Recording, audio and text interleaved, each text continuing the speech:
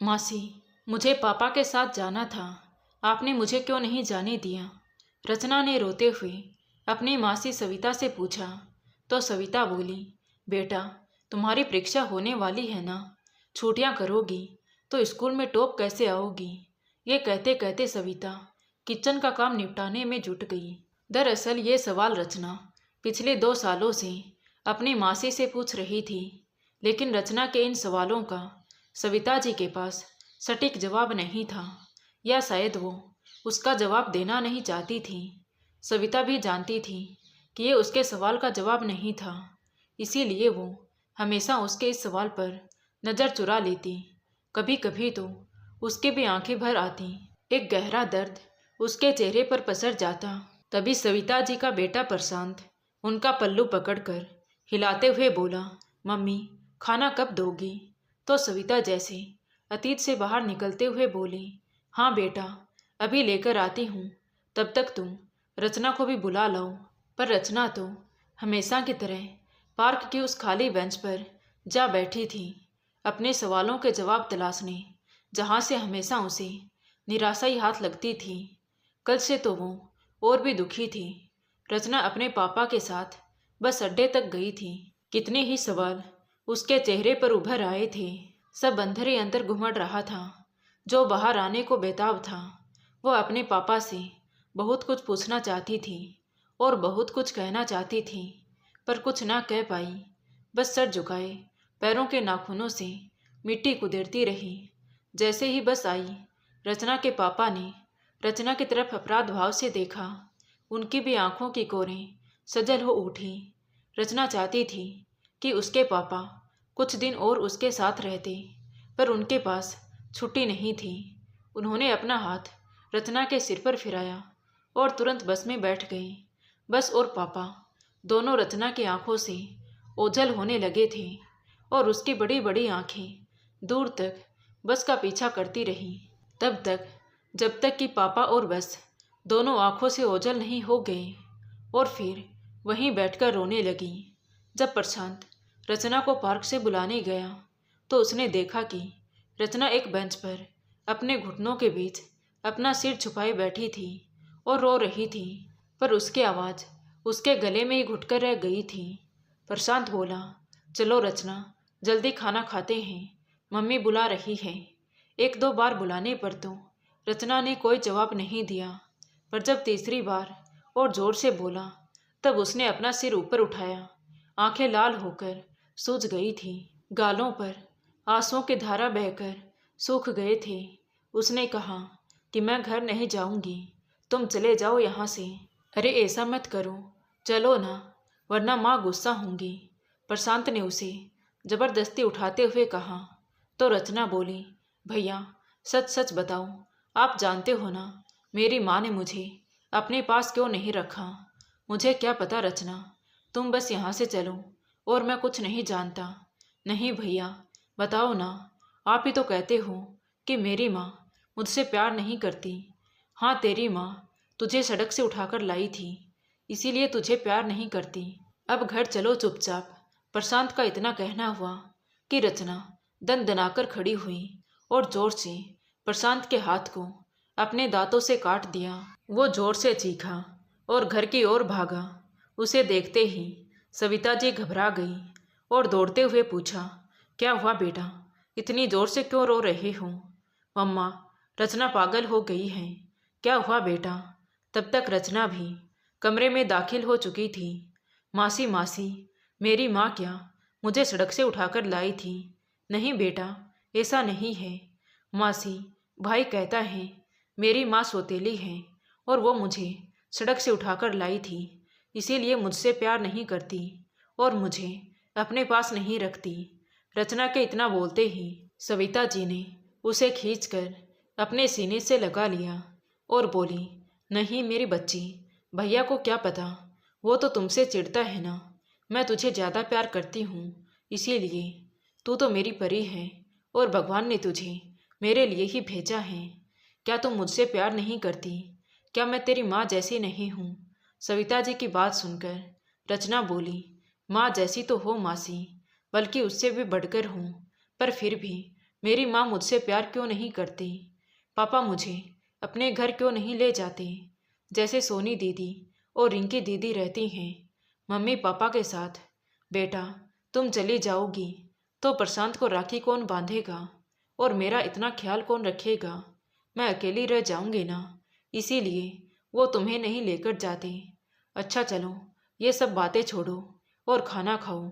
और हाँ बेटा, किसी को यूं दांत से काटते नहीं हैं, और मैं भैया को भी बहुत डांटूंगी, वो तुमसे ऐसे बात ना किया करें।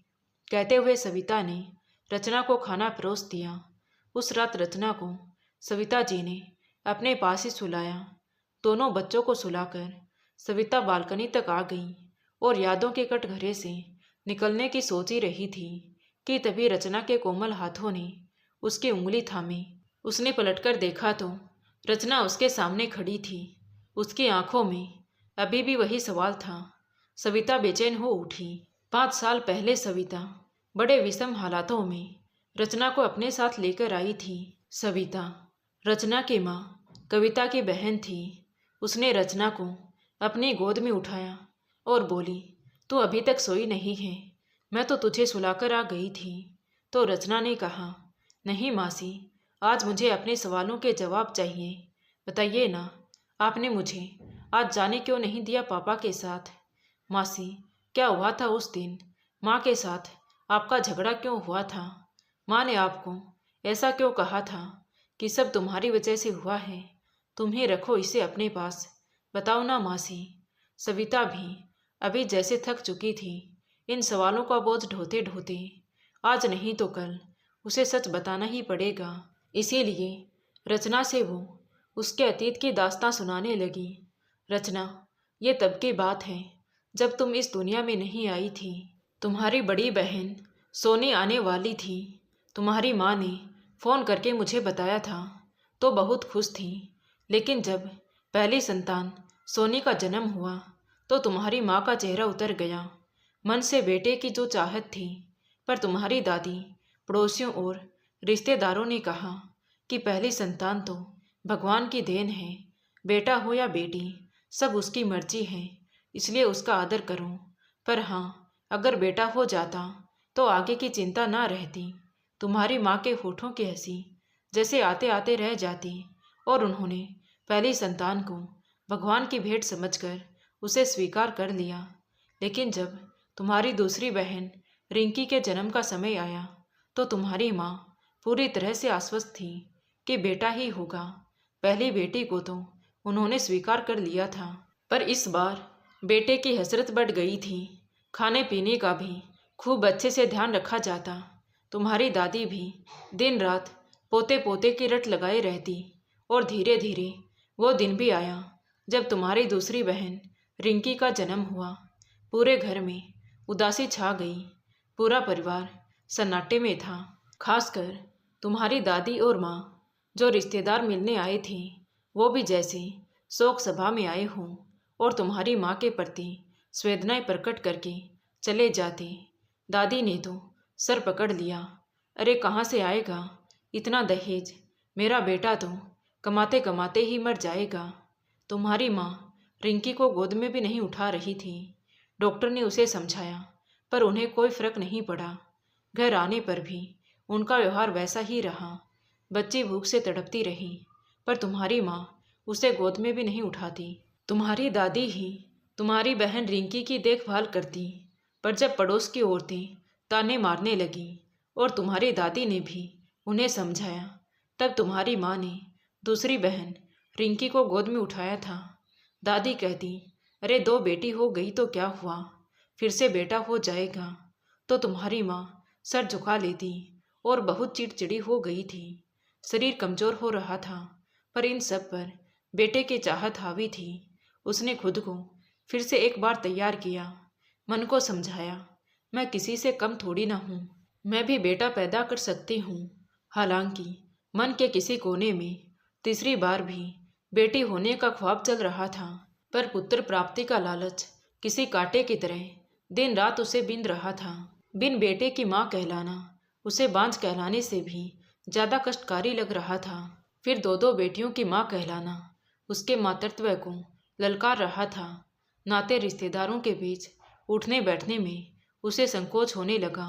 उसे लगा कि हर व्यक्ति, हर बेटे वाली माँ उसका मजाक उड़ा रही है। इन विचारों की मानसिकता के कारण एक बार फिर से उसके अंदर बेटे की चाहत पैदा हो गई। कहते हुए सविता ने एक लंबी सांस ली और रचना की ओर देखा। वो एकटक सविता को देखे जा रही थी, पर उसके मन में क्या चल रहा था ये कहना मुश्किल था। फिर क्या हुआ मासी? रचना ने आगे पूछा तो सविता ने आगे बोलना शुरू किया। उस दिन तुम्हारी माँ का फोन आया था। वो बहुत खुश थी। उसकी आवाज़ खनक रही थी। तू फिर से मासी बनने वाली है और इस बार पक्का बेटा ही होगा। डॉक्टर ने भी यही कहा है। हमने जांच करवा ली है। तो सविता ने भी चैन की सांस ली और बोली, बधाई हो दीदी। अच्छा ठीक है, मैं अभी व्यस्त हूँ, बाद में फ़ोन करती हूँ, कहकर मैंने फ़ोन रख दिया और तुरंत मैंने डॉक्टर को फ़ोन लगाकर धन्यवाद कहा, क्योंकि अगर तुम्हारी माँ को पता चल जाता कि गर्भ में पल रही संतान लड़की है तो वो उसका गर्भपात करवा देती। मुझे बेटा था, इसलिए कहीं ना कहीं वो मुझसे ईर्ष्या भी करने लगी थी। इसलिए मैं कुछ भी कहती तो कविता भड़क जाती कि तुम्हारे तो बेटा हो गया ना, तो तुम तो ज्ञान पधारोगी ही। मुझे शिक्षा ना दो, तुमसे बड़ी हूँ, अच्छा बुरा सब समझती हूँ। अब तुम्हारी माँ बहुत खुश रहने लगी थी। चेहरे का रंग निखरने लगा था। अच्छे खान पान से शरीर में भी जान आ गई थी। बेटे की चाहत में वो डॉक्टर द्वारा बताए गए सभी नियमों का पालन करती रही। समय से खाना, समय से ताकत की दवाई लेना। उन्होंने अपने कमरे में बच्चे की कई तस्वीर भी सजा दी थी। तुम्हारी दादी भी बहुत खुश थी। उसने कहा, देखना बहू, इस बार तो बेटा ही होगा। हाँ माँ जी, इस बार तो मेरा भी जी अलग से हो रहा है। और दाई भी कह रही थी कि अब की बार तो पेट गोल है, बेटा ही होगा। और हाँ अम्मा जी, वो दाई तो नेक की भी कह गई है। तुम्हारी माँ ने खुश होते हुए कहा तो तुम्हारी दादी जी बोली, हाँ बहू हाँ, सबको नेक देंगे। हमने इतने पाप तो नहीं किए कि पोते का मुंह देखे बिना ही मर जाएंगे। तुम्हारी माँ का ख्याल रखने के लिए दादी ने मुझे बुला लिया था। खाने पीने को लेकर दादी शुरू से ही सख्त थी। नारियल पानी, केसर वाला दूध, मेवा घी और न जाने क्या क्या। ऐसे लगता जैसे पंसारी की दुकान आ गई है। मेरे ऊपर सब तैयार कर उन्हें खिलाने की जिम्मेदारी थी। तुम्हारे पापा उनके उग्र स्वभाव से डरते थे और हमेशा ही उनकी जिद के आगे सिर झुका लेते। वैसे तो अपनी दोनों बेटियों से वो बहुत प्यार करते थे, पर इस बार कहीं ना कहीं उनके मन में भी बेटे के पिता कहलाने का भाव हिलोरे लेने लगा था। न जाने कितनी ही मनते थी उनकी बेटे को लेकर। लेकिन जब तुम्हारा जन्म हुआ तो तुम्हारी दादी और पापा अस्पताल के गलियारों में चक्कर काट रहे थे। तब डॉक्टर ने आकर कहा कि बच्चा तंदुरुस्त है। तो दादी ने बड़े गर्व से कहा था, हाँ तो बच्चा तंदुरुस्त क्यों नहीं होगा, हमने बहुत खिलाया पिलाया था हमारी बहू को। थोड़ी देर में बच्चे के रोने की आवाज़ सुनाई दी तो सब उसी ओर टकटकी लगाए खड़े थे। तभी डॉक्टर बाहर आई और बोली, जच्चा और बच्चा दोनों स्वस्थ हैं। माता जी बधाई हो, लक्ष्मी आई है आपके घर। डॉक्टर के अंतिम वाक्य तुम्हारी दादी के कानों में सुई की तरह चुभ गए। तीसरी बार भी लड़की। तुम्हारे पिताजी तो बहुत घबरा गए। वो अंदर की ओर भागे, पर तब तक तुम्हारी माँ को होश नहीं आया था। तीसरी बेटी की सुनकर दाई ने भी नेक नहीं मांगा। नोटों की गड़ियाँ धरी की धरी रह गई थी। दीदी लंबी प्रसव वेदना से गुजरी थी, इसीलिए वो कुछ देर के लिए मूर्छित हो गई थी। नर्स ने नवजात बच्ची को नहला धुलाकर सफ़ेद तौलिए में लपेटकर तुम्हारी माँ के पास लिटा दिया। कुछ क्षण में उनकी मूर्छा टूटी। पहले तो पास खड़ी नर्स को देखने लगी, फिर दादी और तुम्हारे पापा के उतरे हुए चेहरे को देखा। वो तुम्हारी दादी के मुंह से ये सुनना चाह रही थी कि बधाई हो बहू, बेटा हुआ है। और नर्स से भी सुनना चाह रही थी कि वो कहें, बधाई हो कविता जी, दो बेटी पर आपके बहुत सुंदर चांद सा बेटा हुआ है। बहुत सारा नेक लूँगी। पर ऐसा कुछ भी नहीं हो रहा था। तभी कमरे में सन्नाटे को चीरती हुई नर्स की आवाज़ आई, जी अब आप ठीक हैं? देखिए तो आपकी बेटी कब से भूखी है। कितनी प्यारी है आपकी बिटिया। ये अप्रत्याशित शब्द कविता के कलेजे को चीर गई।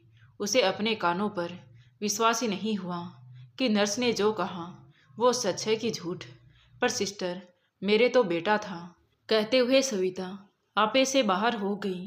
पूरे वार्ड में उसकी चीखें बिखर गई। नर्स ने उनका हाथ न पकड़ा होता तो वो उस नन्ही सी जान को कुछ कर ही जाती। मासी मुझे? रचना ने गोद से सर उठाकर सविता की तरफ देखते हुए पूछा तो सविता ने पलकें झपका दी। तभी रचना बोली, आगे बताओ ना मासी, फिर क्या हुआ था? फिर क्या हुआ बेटा, तुम्हें लेकर सब घर आ गए, पर तुम तब से ही उनके आँख का कांटा बन गई। तुम्हारी माँ ने तुम्हें गोद में लेने से साफ मना कर दिया था। तुझे कभी देखती भी नहीं। दूध पिलाना तो बहुत दूर की बात थी।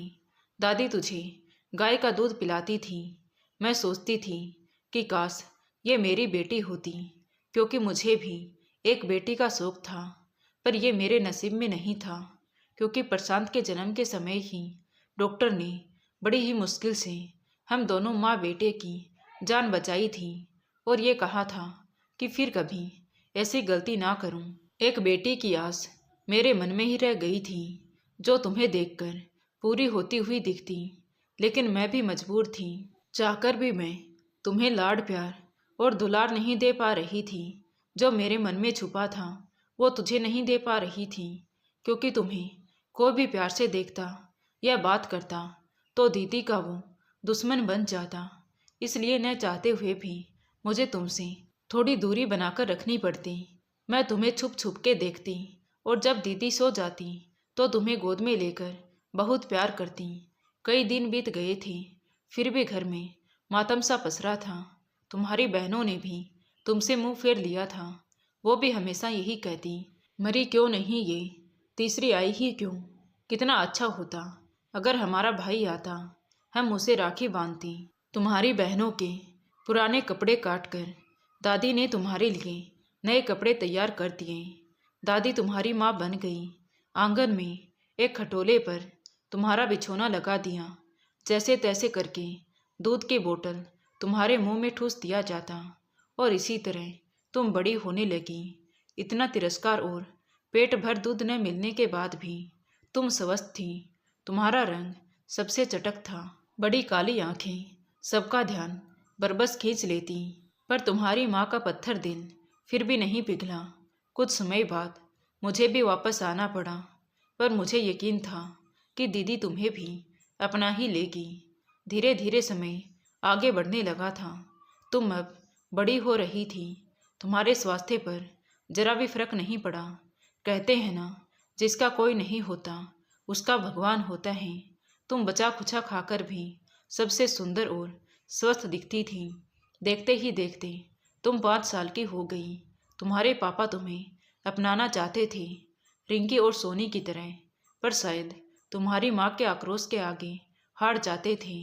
उस रात दोनों के बीच बहुत बहस हुई थी। दीदी को मेरा सच पता चल गया था कि मैंने ही डॉक्टर से तीसरी संतान लड़की होने का सच दीदी को बताने के लिए मना किया था, कि मैं जानती थी कि अगर उन्हें पता चल जाता तो उसको वो गर्भ में ही मार देती। इस सच के खुलते ही दीदी के क्रोध की ज्वाला मेरे ऊपर भड़क उठी और अगले ही दिन मुझे घर आने के लिए कहा।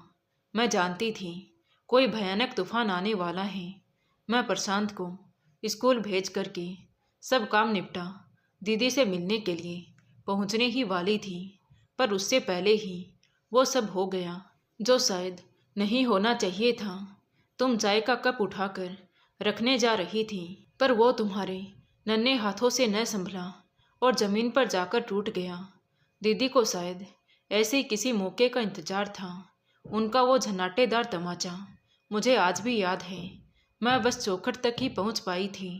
थोड़ी देर पहले पहुंची होती तो शायद उन्हें रोक पाती, लेकिन उन्होंने दरवाज़ा मेरे मुंह पर बंद कर दिया। मुझसे सारे रिश्ते भी तोड़ लिए। मैंने उन्हें समझाने की बहुत कोशिश की, पर उन्होंने कहा कि मैं आज से उनके लिए मर चुकी हूँ और फिर से तुम्हें पटापट मारने लगी। मैं दरवाज़ा पीटती रही पर वो ना रुकी। पता नहीं तुझे कब टूटने की सज़ा मिली थी या मेरे झूठ बोलने की। दोपहर तक तुम गीले कपड़ों में भूखी प्यासी वहीं पड़ी रही। मुझे घर के अंदर भी नहीं आने दिया और अपमानित करके जाने को कह दिया, पर मैं घर के बाहर खड़ी रही। दोपहर को तुम्हारे पापा आए, तब घर का दरवाज़ा खुला। पापा ने आते ही तुम्हें तुरंत गोद में उठा लिया और तुम्हारी माँ से बोले, ये क्या हाल कर दिया है बिटिया का, आदमी हो या कसाई। तो दीदी ने उन्हें खा जाने वाली नज़रों से देखा। तुम्हारे पापा ने उस दिन पहली बार तुझे बहुत प्यार किया। उनका मन करा उठा, पर वो एक कमज़ोर पिता साबित हुए। उन्होंने तुमसे कहा, बिटिया ध्यान से चला करो, तुम्हारी माँ की तबीयत ठीक नहीं है ना, इसलिए बात बात पर वो नाराज़ हो जाती है। उस दिन से तुम्हारे मन में पापा की छवि भी किसी अपरिचित सी हो गई थी। तुम शाम तक वहीं अपना कोना पकड़े बैठी रही। पता नहीं खाना खाया भी या नहीं। तुम्हारी दादी खाने की प्लेट लेकर गई तो थी, पर दीदी ने उन्हें इतना डांटा कि वो उल्टे पैर वापस आ गई। शाम को मैं भी हार कर लौट आई, पर अगले दिन मैं फिर से दीदी के पास आई और उन्हें समझाने की बहुत कोशिश की। मैंने बाहर से ही कहा, देखो दीदी, इस तरह बच्चे के साथ करना पाप है। तो दीदी ने झुंझलाते हुए कहा, वो मेरी बच्ची नहीं है, मेरा तो बेटा था और डॉक्टर ने उसे बदल दिया है। मैं जानती हूँ मेरी जन्मी नहीं है ये, समझी तुम। दीदी को समझाना मुश्किल था। तुम्हारे पापा समझ गए थे कि अब तुम्हारा उस घर में रहना तुम्हारे लिए ठीक नहीं था। पता नहीं इतने विवश क्यों थे वो, ये मैं भी नहीं समझ पाई थी। हार कर उन्होंने मुझसे कहा कि क्या तुम मेरी बच्ची को रख सकती हो। इतना सुनते ही मेरे चेहरे पर तो खुशी की लहर दौड़ गई और मैंने हाँ बोल दिया। मेरी तो जैसे मन की मुराद पूरी हो गई थी। तभी दीदी ने तुरंत एक झोले में तुम्हारा सामान लाकर रख दिया, जैसे वो तो इसी प्रतीक्षा में थी कि मैं तुम्हें यहाँ से कब लेकर जाऊँ। तुम्हारे पापा ने हाथ जोड़कर कहा कि सविता, इस बच्ची को बचा लो, मैं सारा खर्चा दूंगा। इस तरह से दोनों की जिंदगी बच जाएगी। ना रचना यहाँ रहेगी और ना ही कविता का पागलपन रहेगा। तो मैंने भी मौन स्वीकृति दे दी। उस दिन तुमने बिना किसी प्रश्न के मेरा हाथ थामा और मेरे पीछे चल दी। तुम्हारे पापा आए थे स्टेशन तक छोड़ने हमें, और तुम्हारी पसंद की बहुत सारी चीज़ें भी खरीदी थी, पर तुम्हारी आंखों में कोई खुशी नहीं थी। बताते बताते सविता ने अपने कंधे पर कुछ नमी महसूस की। देखा तो रचना की आंखों से आंसू बह रहे थे। उसने कहा, बस मासी, उसके बाद मुझे सब कुछ याद है। पर मासी, आज पापा क्यों आए थे मुझे लेने के लिए? क्या उन्होंने मुझे अपना लिया और आपने जाने क्यों नहीं दिया? क्योंकि बेटी, तुम्हारी माँ की अधूरी लालसा फिर से उमड़ आई है। वो एक बार फिर से बेटे के लिए पागल हो गई है। दादी से तो अब काम होता नहीं है, और तुम्हारी दोनों बहनें, वो तो काम को हाथ तक नहीं लगाती। अब घर के काम काज में तुम्हारी माँ को परेशानी होती है, तो उन्हें लगा कि इसके लिए रचना से बेहतर कौन है। इसीलिए उन्होंने तुम्हें लेने के लिए तुम्हारे पापा को भेजा था। पर मैंने भी तुम्हारे पापा से कह दिया, हमारी बिटिया कहीं नहीं जाएगी। कह देना जीजी से कि उसकी मासी अभी जिंदा है। कहते कहते सविता का भी गला भर आया। रचना अब तक सहज हो चुकी थी। उसे समझ आ गया था कि कल उसके पापा इतने खुश क्यों थे। रचना वहाँ से उठी और अपनी मासी के आंसू पोंछते हुए बोली, बस मासी, आगे से मैं आपको कुछ नहीं पूछूंगी। आज मेरे सर से पूरा बोझ उतर गया है और आज से मैं आपको मासी नहीं, मम्मा बुलाऊंगी। इतना कहकर रचना अपनी मासी के गले से चिपक गई, तो सविता के भी खुशी से आंसू झलक आए। तो दोस्तों, आपको ये कहानी कैसी लगी कमेंट करके ज़रूर बताएं। कहानी अच्छी लगी हो तो प्लीज़ वीडियो को लाइक करें, शेयर करें और हमारे चैनल कहानी विद देवांशी को सब्सक्राइब ज़रूर करें। Thank you.